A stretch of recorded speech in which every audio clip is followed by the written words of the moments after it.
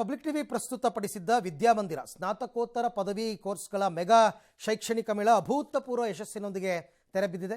ಬೆಂಗಳೂರಿನ ಮಲ್ಲೇಶ್ವರಂನ KC general ಆಸ್ಪತ್ರೆ ಮುಂಭಾಗದ ಸರ್ಕಾರಿ ಶಾಲಾ ಮೈದಾನದಲ್ಲಿ ನಡೆದ ಶೈಕ್ಷಣಿಕ ಮೇಳ ನಿನ್ನೆಯಿಂದ ಶುರುವಾಗಿತ್ತು.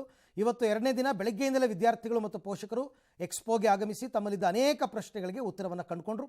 ಈ ವೇದಿಕೆಯಿಂದ ಬಹಳ ಉಪಯೋಗ ಆಗಿದೆ ಅಂತ ಎಲ್ಲ ಸಂತಸಗೊಂಡರು. ಪಬ್ಲಿಕ್ ಟಿವಿ ಮತ್ತು ಆಡ್6 ಸಹಯೋಗದೊಂದಿಗೆ ಆಯೋಜನೆ ಆಗಿದ್ದ ಎಕ್ಸ್ಪೋಗೆ ವಿದ್ಯಾರ್ಥಿಗಳಿಗೆ ಲಕ್ಕಿ ಡಿಪ್ ಮೂಲಕ ಲ್ಯಾಪ್ಟಾಪ್ ಒಂದನ್ನು ರಕ್ಷಿತಾ ಅನ್ನೋರು ಪಡ್ಕೊಂಡ್ರು. ಪ್ರತಿ 1 ಗಂಟೆಗೆ ಲಕ್ಕಿ ಡಿಪ್ ಮೂಲಕ ಅನೇಕ ವಿದ್ಯಾರ್ಥಿಗಳು ಟ್ಯಾಬ್ ಪಡ್ಕೊಂಡ್ರು.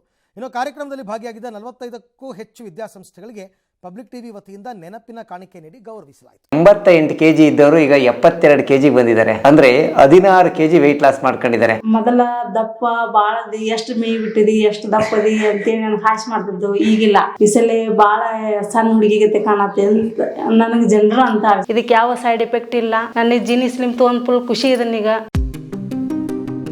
ಇನ್ನು ರಾಜ್ಯಾದ್ಯಂತ ಮುಂಗಾರು ಮಳೆ ಚುರುಕುಗೊಂಡಿದ್ದು ಕಳೆದ 2 ದಿನಗಳಿಂದ ಬೆಂಗಳೂರು ಸೇರಿದಂತೆ ರಾಜ್ಯದ ಹಲವೆಡೆ ಧೋ ಅಂತ ಮಳೆ ಸುರಿದಿದೆ.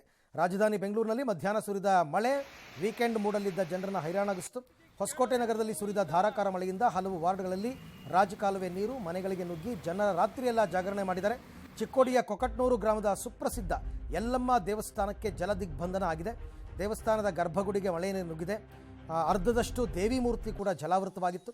ಬಾಗಲಕೋಟೆಯ ಶಿಗಿಕೇರಿ ಗ್ರಾಮದಲ್ಲಿ 100 ಎಕರೆ ಗೋವಿನ ಜೋಳದ ಬೆಳೆ ನೀರಿನಲ್ಲಿ ಮುಳುಗಡೆಯಾಗಿದೆ.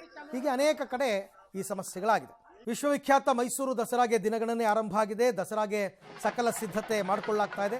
ಮೈಸೂರು ಅರಮನೆಗೆ ಗಜಪಡೆ ಎಂಟ್ರಿ ಕೊಟ್ಟಿದೆ. ಈ ವೇಳೆ ಮೈಸೂರು ಅರಮನೆಯ ಜಯಮಾರ್ತಾಂಡ ದ್ವಾರದಲ್ಲಿ ಗಜಪಡೆಗೆ ಪೂಜೆ ಸಲ್ಲಿಸಲಾಯಿತು.